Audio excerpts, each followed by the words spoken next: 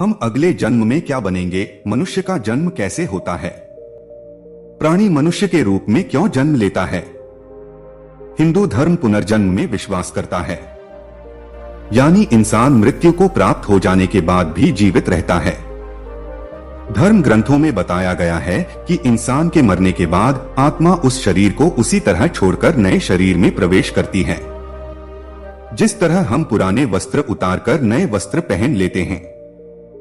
आत्मा को यह नया शरीर पृथ्वी पर मौजूद 84 लाख योनियों में से किसी भी योनि में मिल सकता है, क्योंकि गरुड़ पुराण भी यह समझाया गया है कि किस तरह के इंसान का जन्म किस योनि में होता है।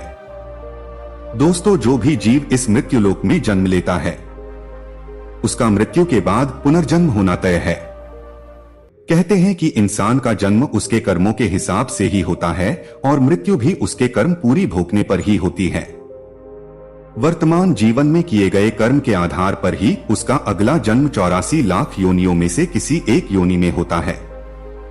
इंसान को मारने के बाद किस योनि में जन्म लेता है? किंतु यदि अपराध चोरी से बड़ा हो तो योनि और भी भयंकर प्राप्त होती है। साथ ही जो व्यक्ति किसी हथियार से किसी की जान लेता है, उसे गधे की योनि में जन्म लेना पड़ता है। उसके बाद वह हिरण के योनि में पैदा होता है, फिर भी मछली, कुत्ता, बाघ और फिर उसके बाद मनुष्य योनि को प्राप्त होता है। बच्चा मां के पेट में ईश्वर से क्या प्रार्थना करता है? दर्शकों, गरुड़ पुराण के अनुसार जब अजन्मा शिशु माता के गर्भ में 9 महीने तक रहता है तो वह हर समय ईश्वर से यह प्रार्थना करता है कि मुझे यहाँ से बाहर निकाल लोगे तो मैं जीवन भर आपका नाम जपता रहूंगा। लेकिन फिर जन्म लेने के बाद वह सब भूल जाता है और अपने भौतिक कर्मों में लग जाता है। वह संसार की मोह माया में कुछ ऐसा उलझ जाता है कि परमपिता परमेश्वर के लिए उसके पास समय ही नहीं बचता। गरुड़ पुराण में कई तरह के पापों की कई सजाएं और नरक तय हैं, जिन्हें भोगने के बाद मनुष्य को अपने पापों के हिसाब से ही अगला जन्म मिलता है। पराई स्त्री से संबंध बनाता है, उसका अगला जन्म में क्या बनता है?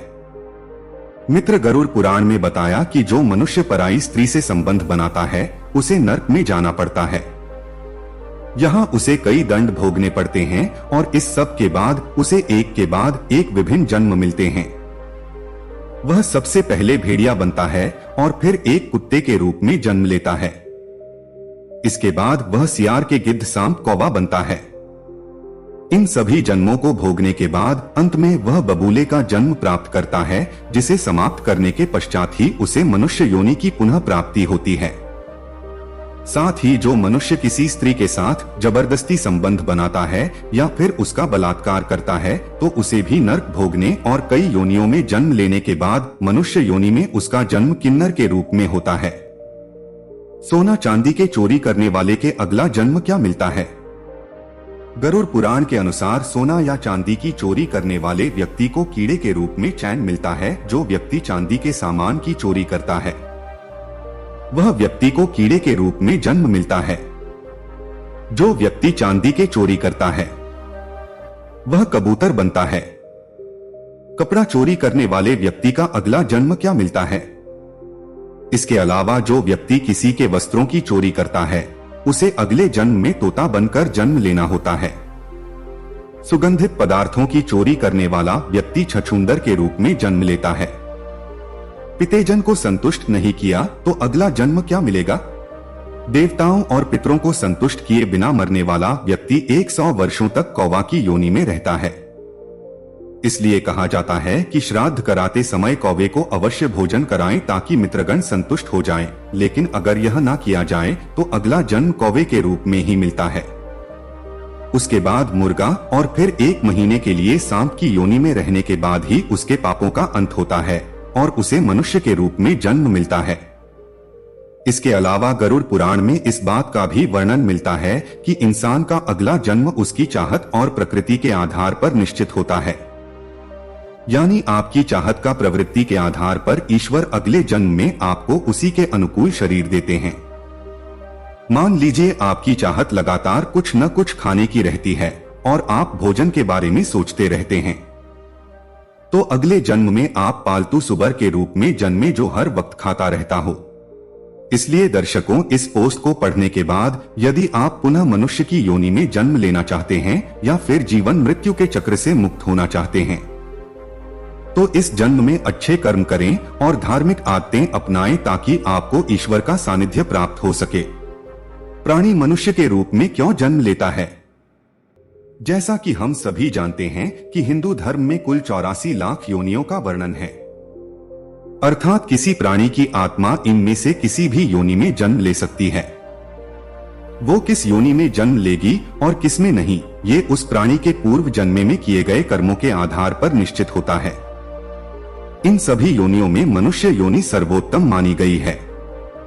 तो आइए जानते हैं कि हम मनुष्य योनि में कब और क्यों जन्म लेते हैं। किंतु इससे पहले हम मनुष्य योनि पर आएं, ये जान लेना आवश्यक है कि मनुष्य योनि ना पहली है और ना ही अंतिम, किंतु ये अवश्य है कि मनुष्य की योनि हमें कई जन्मों के पुण्य कर्मों के संचित प्रभाव से ही मिलती है। ठीक उसी प्रकार मनुष्य योनि में जन्म लेने के बाद भी हमारे पाप कर्म हमें पुनः अधम योनि में धकेल सकते हैं। महाभारत अनुशासन पर्व में विस्तार पूर्वक मनुष्य के कर्मों के आधार पर नियत की गई योनियों के बारे में बताया गया है। उस संवाद में महर्षि व्यास ने स्पष्ट रूप से कहा है कि मनुष्य की योनि सर्वोत्तम है और ये हमें बहुत कठिनाइयों से मिलती है। इसलिए हमें सदैव ये ध्यान रखना चाहिए कि हम पहले ही सर्वोत्तम योनि में हैं और हमें उससे भी उत्तम कर्म करने चाहिए। वास्तव में प्राणी मनुष्य योनि में जन्म क्यों लेता है? मित्रों, इसके मुख्यतः 2 कारण हैं। नंबर 1, प्रारब्ध का भोग। प्रारब्ध का अर्थ होता है देव अथवा भाग्य। जैसा कि पहले बताया गया है कि मनुष्य अपने पूर्व जन्म के संचित कर्मों के कारण भिन्न भिन्न योनियों में जाता है। मनुष्य योनि में वो अपने पुण्य कर्मों के कारण आता है। वास्तव में जब प्राणी अपने प्रारब्ध के फल को भोगते हुए उस सीमा पर पहुंच जाता है जब वो एक जीवन में मोक्ष को प्राप्त कर सकता है, तब वो अंततः मनुष्य योनि पाता है। मनुष्य योनि और अन्य योनियों में जो मुख्य अंतर है वो है चेतना का। हमें प्रबल चेतना होती है जो पशु या अन्य योनि में नहीं होती। मनुष्य अपनी चेतना का उपयोग कर अपने प्रारब्ध को बदल भी सकता है। हालांकि हमें ये भी ध्यान रखना चाहिए कि हमारे पूर्व जन्मों के कर्मों के कारण जो हमारा प्रारब्ध है वो तो है ही, किंतु हमारे इस जन्म के कर्म भी ये निर्धारित करते हैं कि हम शरीर का त्याग कर मुक्त होंगे अथवा पुनः अधम योनि में गिरेंगे। मोक्ष प्राप्ति का प्रयास मनुष्य योनि में जन्म लेने का मुख्य उद्देश्य है अपनी चेतना का पूर्ण उपयोग कर मोक्ष को पाना। ऐसा नहीं है कि मोक्ष केवल मनुष्य योनि में ही रहकर पाया जा सकता है।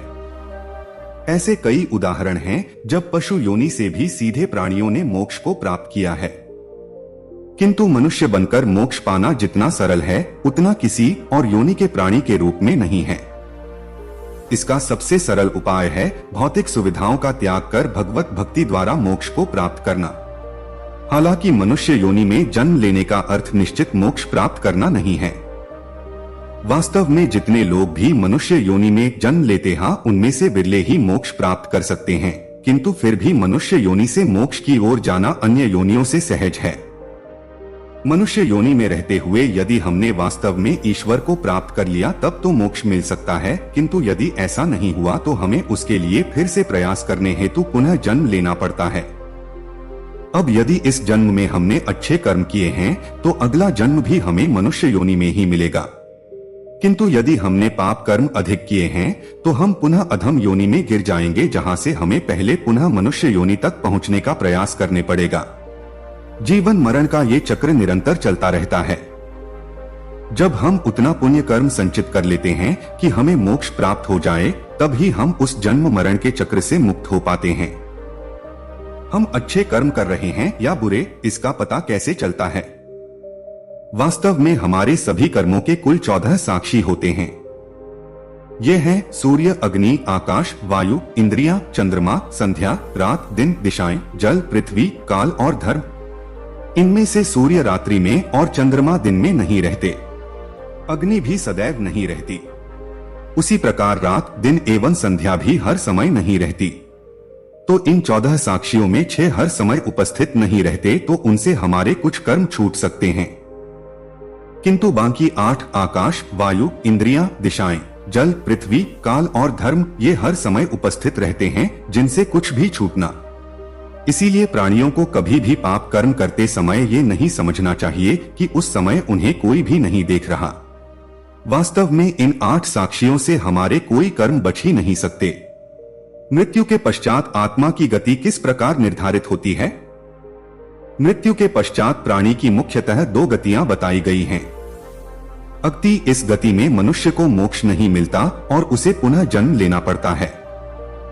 अगति मुख्यतः 4 प्रकार की होती है।